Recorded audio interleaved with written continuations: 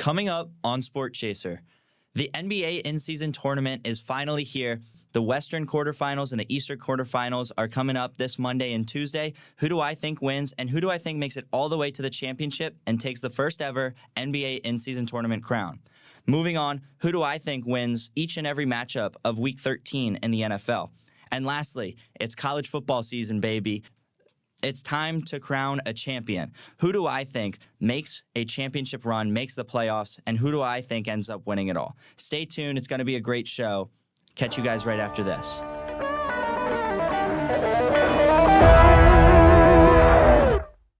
Hello and welcome to Sport Chaser. Thank you all so much for tuning back in. I'm so excited. It's going to be a great show. I don't want to take any more of your time. The in-season tournament is finally here. I am so excited for this. Each and every one of these games so far have been incredible. It's been so much fun to watch, and now I'm going to get into it. Starting off with the very first game, the Indiana Pacers versus the Boston Celtics. Keep in mind, all of these games are happening in Las Vegas at a neutral site, so there is no home team for any of these, despite the fact that the Indiana Pacers went undefeated in in-season tournament play. The Boston Celtics have lost a game. They're 3-1. The Pacers are 4-0. That being said, the Pacers have been phenomenal in in-season tournament play. They, like I've just said, are undefeated. And not only that, they are putting up an astonishing 136.5 points per game in in-season tournament play. That is by far and away the most out of any team in the in-season tournament. Aside from the in-season tournament, just in the regular season, the Indiana Pacers score the most points per game. They have the highest field goal percentage, the fifth highest three-point field goal percentage, the fourth highest free throw percentage, and the most assists per game in the entire NBA. Despite that, they're 3-5 in their last 8. They're the second worst rebounding team in the league, and foul trouble has been killing them this entire season. They're 9-8 on the year, again 3-5 in their last 8, but undefeated in in-season tournament play. Are the Indiana Pacers a team who can keep up their successes in the in-season tournament, as well as their offensive success throughout the entire regular season, and manage to beat an amazing Boston Celtics team who has the best record in the entire NBA, despite their defensive struggles? I'll answer that in just a second. Moving on to the Celtics. They are tied for the best team in the league with the Minnesota Timberwolves at 14-4, and they're the number 1 seed in the East, despite not being the number 1 seed in the in-season tournament.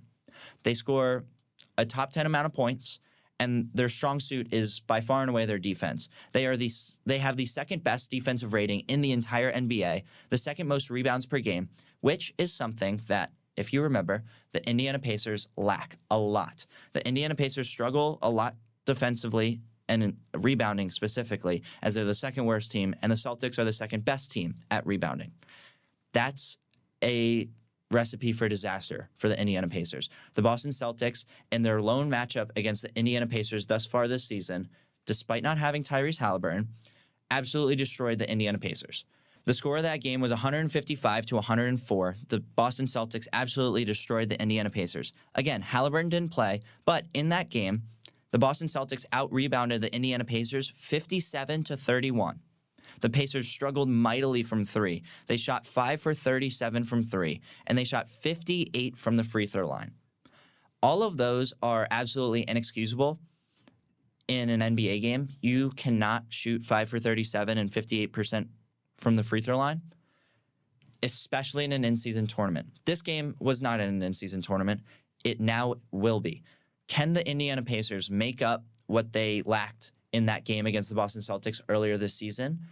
Can Tyrese Halliburton come in, make some dimes, make some plays? Tyrese Halliburton has been absolutely incredible this year. Let me just throw that out there.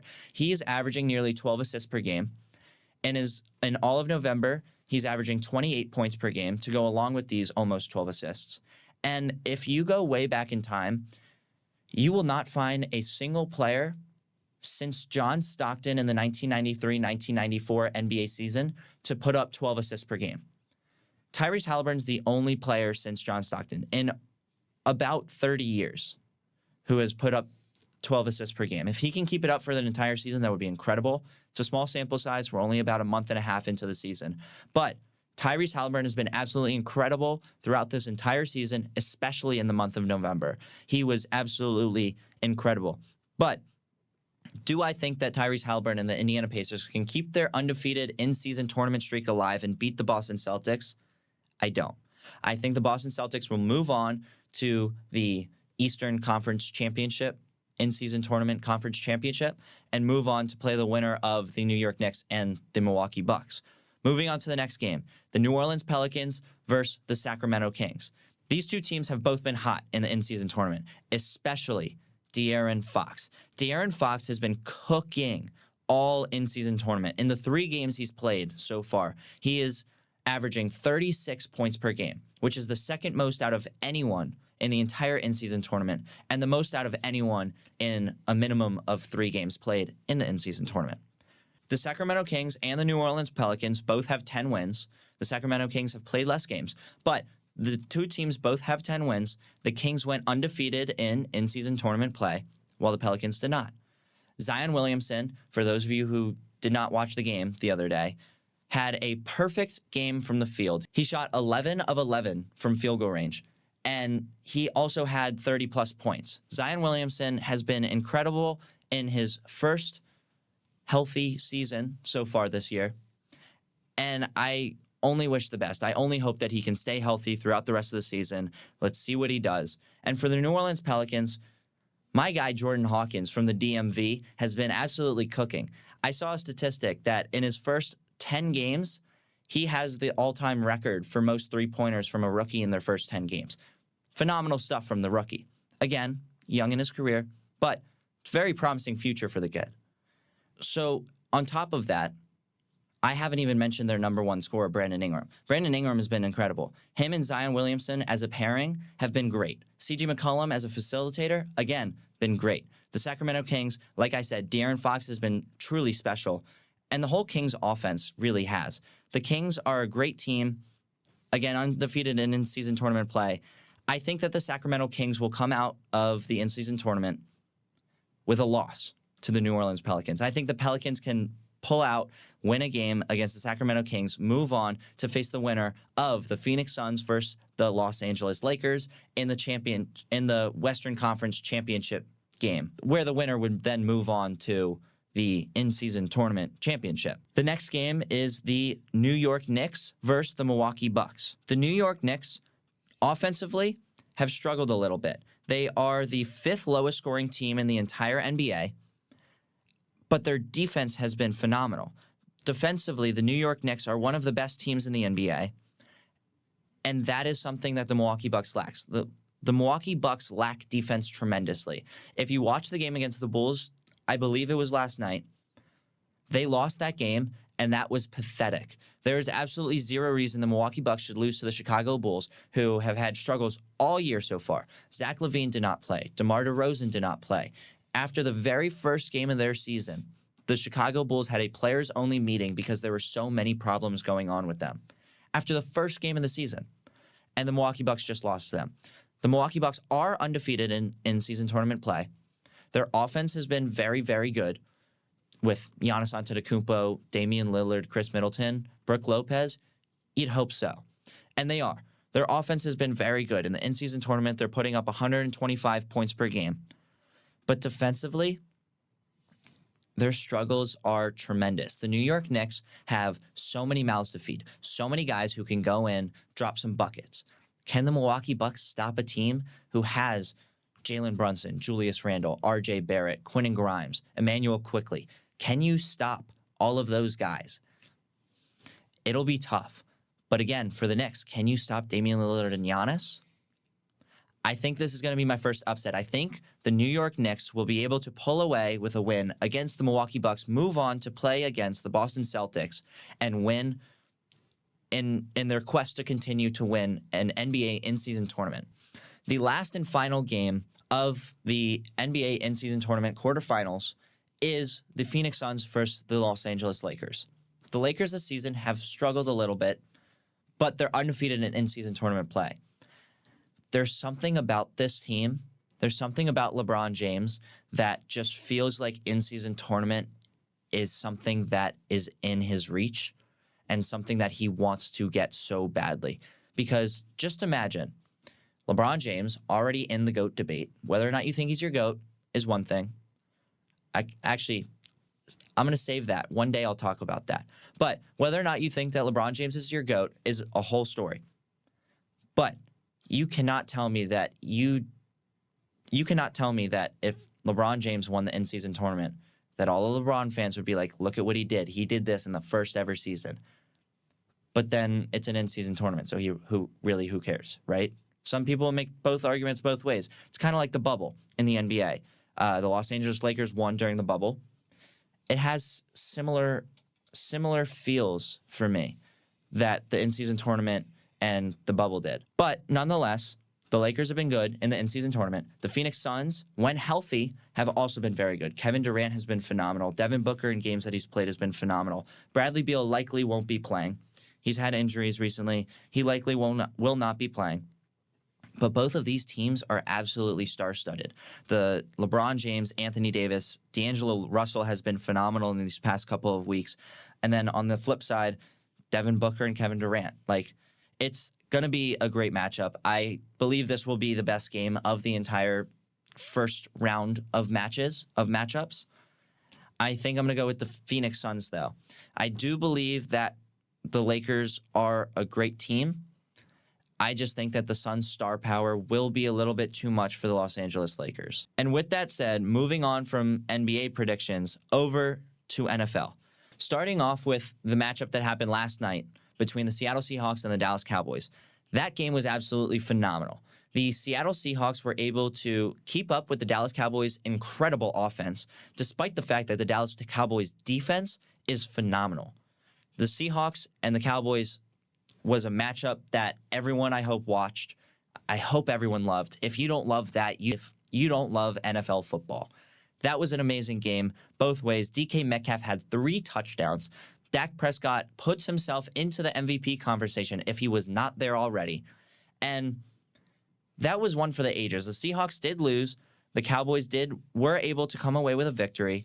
But despite that, the Seahawks are still in a playoff spot. I hope that they can maintain that because after this game, I am very excited to see the Seattle Seahawks team in the playoffs because it looks like they can compete with the best.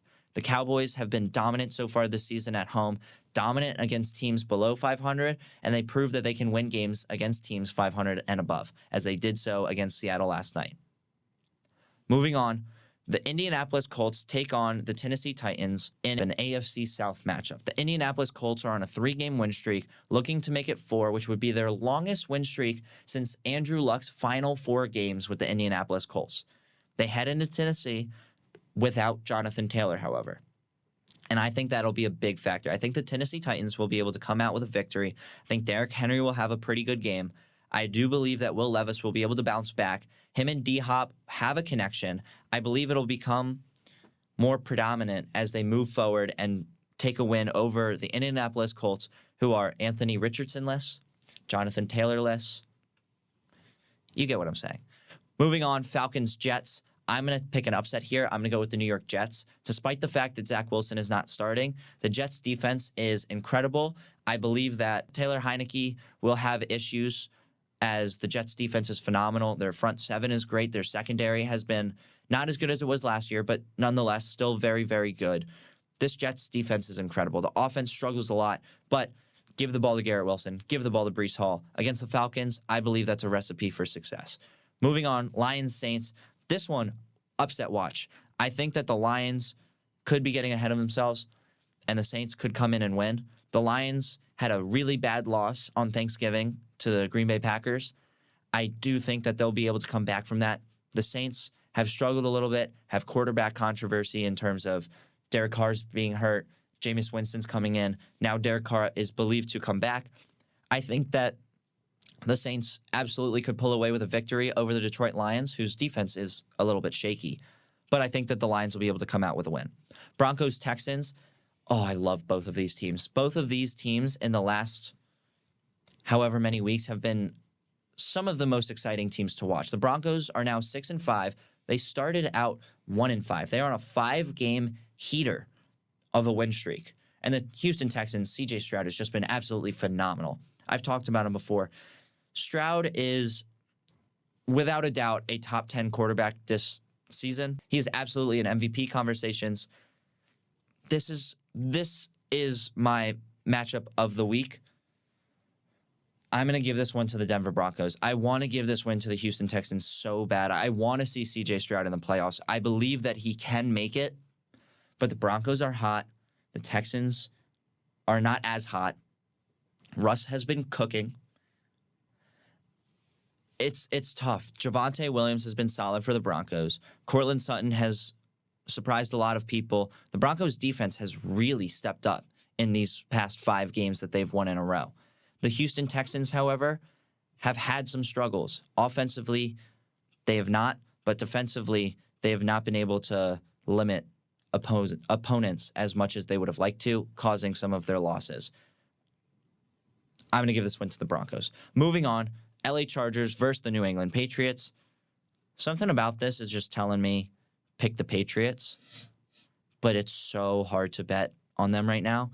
Bailey Zappi, Mac Jones, they don't even know who their quarterback is. I believe they mentioned that it will be Bailey Zappi for this game, but they've had so many games where they've played both quarterbacks. They don't even know who their quarterback is. They have no trust in either of them. Neither do I, but I'm going to pick the Chargers. It's the safe pick, yes, I know. But the Chargers are by far and away the better team. Justin Herbert, Austin Eckler, Keenan Allen are all healthy right now. What more do you want? That team is incredible with just those 3. Those 3 alone should be able to beat the Patriots, I believe. And as long as their defense can hold the Patriots to a limited amount of points, which many teams in the NFL have been able to do this season, I believe the Chargers will come out on top. Cardinals, Steelers, I think this is a trap game. I think that the Arizona Cardinals will come into Pittsburgh and win a game. I know Pittsburgh is 7-4. They're in a very good position, and they just fired Matt Canada. Their offense is looking up, but I like Kyler Murray. I think Kyler Murray and the Arizona Cardinals can walk into Pittsburgh, walk in Yo Trap, take over Yo Trap. I think they can do it. Walk into Pittsburgh, into Mike Tomlin's house, take a win against a playoff team in the Steelers, move on up to get their 3rd win of the year. The Steelers would then take a loss, but would still be in a playoff position. But it's close. That whole AFC wildcard race is so narrow. There's no room for error. But I think this is a trap game. I think the Cardinals can come into Pittsburgh, get a win on the road, and go back with their 3rd win of the season. The Dolphins versus my Commanders. The Dolphins are winning. The Dolphins are winning. Panthers versus Buccaneers. I'm going to go with the Buccaneers. The Panthers are a 1-win team. The Buccaneers are fighting for a playoff spot. I'm going to go with the Buccaneers. 49ers versus Eagles. Aside from Broncos Texans, the best matchup of this entire week, I believe. I am going... This is a very, very, very tough call. The San Francisco 49ers have had an amazing season. They lost 3 in a row in the middle, and other than those 3, they've looked incredible. The Philadelphia Eagles, however, only have 1 loss, but have looked shaky in some of their wins. In both wins against the Commanders, not the best wins. This is, honestly, I hope the NFC Championship game. If I had to predict right now, this would be the NFC Championship game. Again, I'm going to give this one to the San Francisco 49ers. It's a rematch of last year's NFC Championship. I think the Niners will come back with some revenge. The Eagles are incredible, but I just think that they haven't played anyone of the caliber of the San Francisco 49ers offense or defense. And for those reasons, I think the 49ers will be able to come out on top, move that much closer to getting that number 1 seed and that precious, precious bye week in the NFL playoffs. Moving on to the final game of the 4 o'clock slate, the Cleveland Browns take on the LA Rams. The Browns are without Deshaun Watson again, as he's out for the remainder of the season. I'm going to give this one to Cleveland, though. Despite that, I think Cleveland's defense is too much for this struggling Rams offense. This Rams offense has been very, very underwhelming, to say the least. Cooper Kupp has not been the Cooper Kupp that we know and love. Puka Nacua has had his solid games, but he's slowed down a little bit. Kyren Williams had a monster game last week. You know what?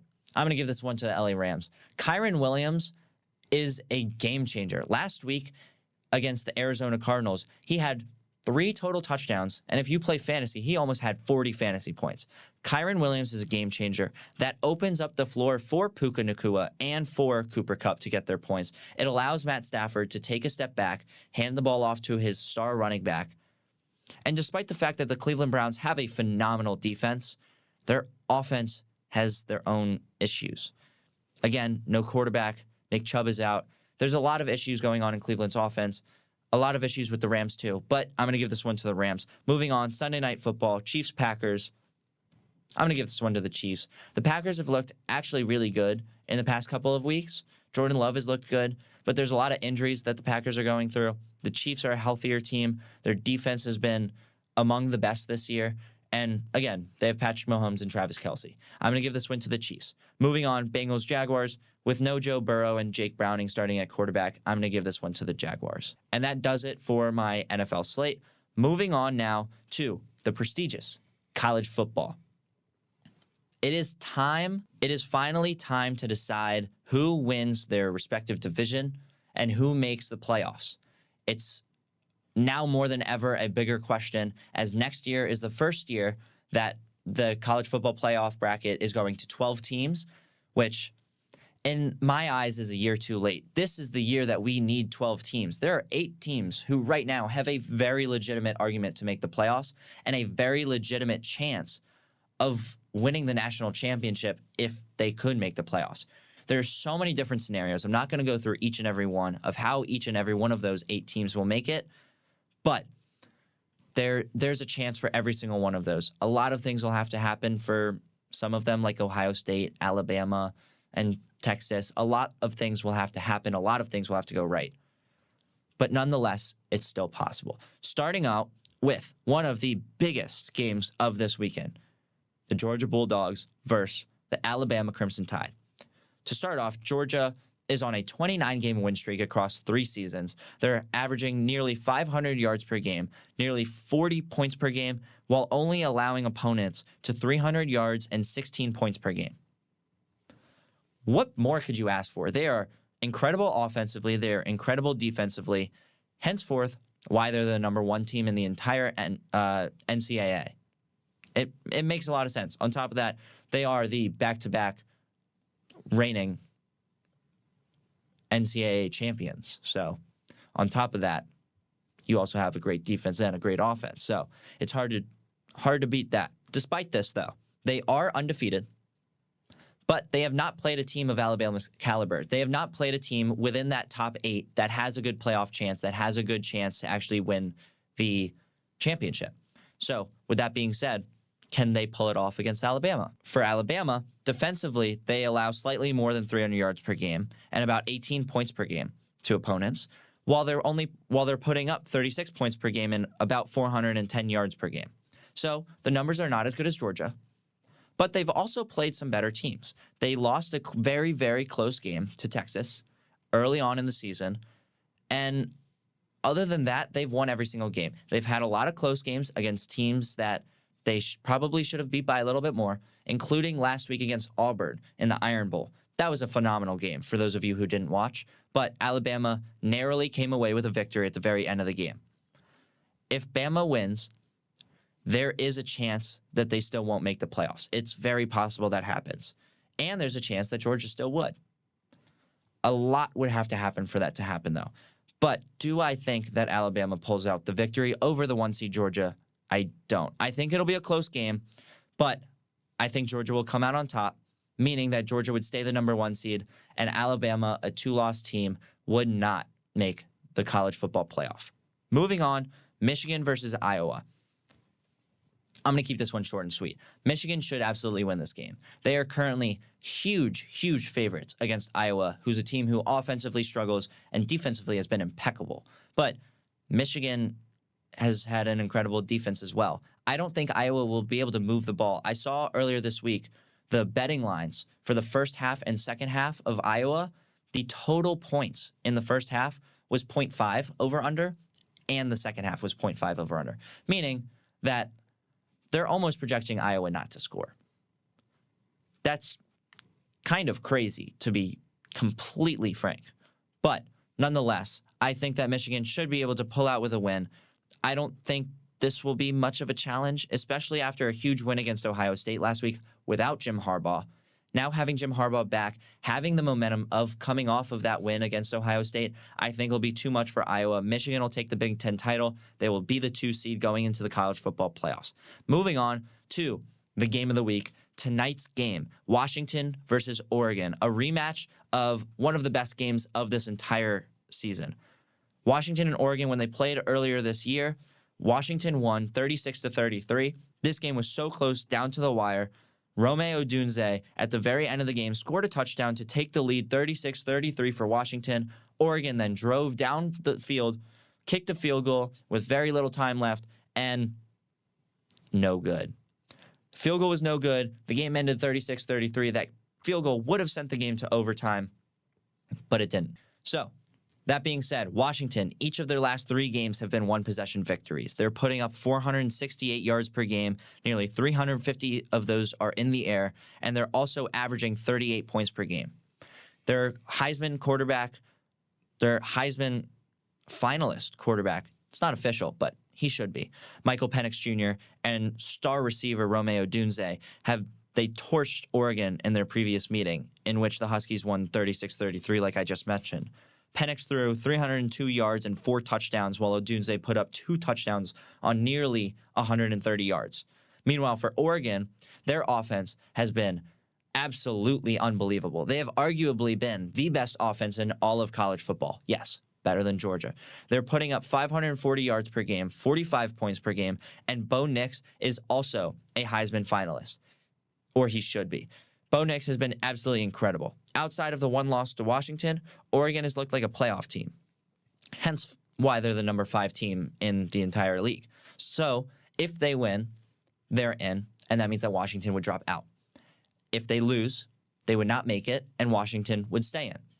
This is why this is the biggest game, because no matter who wins makes the playoffs. There's no ifs, ands, or buts about it. Whoever wins makes it. That's why this is the biggest game, bigger than Alabama, Georgia. Do I think that despite losing to Washington earlier on in the season, can they win their rematch against their Pac-12 rival in Washington? I do believe that the Oregon Ducks will be able to beat the Washington Huskies, despite the fact that they lost them earlier this season. Bo Nix is going to have a monster game. It's going to be tough to contain Michael Penix and Rome Odunze. It's always going to be. But I think if anyone can do it, Oregon can. And I think that Oregon will be able to make this win, move on to the playoffs, and clinch themselves the number 3 seed in the playoffs. Now, with all of these happening, there's a lot of things that can happen for this 4th seed. There's an unbelievable amount of scenarios. But just to recap, Georgia beats Bama. Georgia gets the 1 seed. Alabama does not make the playoffs. Michigan beats Iowa. Michigan makes the playoffs. Iowa was not in contention. Oregon beats Washington. Oregon is in the playoffs. Washington probably isn't. Then it comes down to Florida State, Texas, and Ohio State. If Florida State wins, despite the fact that they don't have Jordan Travis, who is now out for the year, does the committee still put them in? If Texas and Florida State win, can you put Florida State in, or do you have Texas jumping over?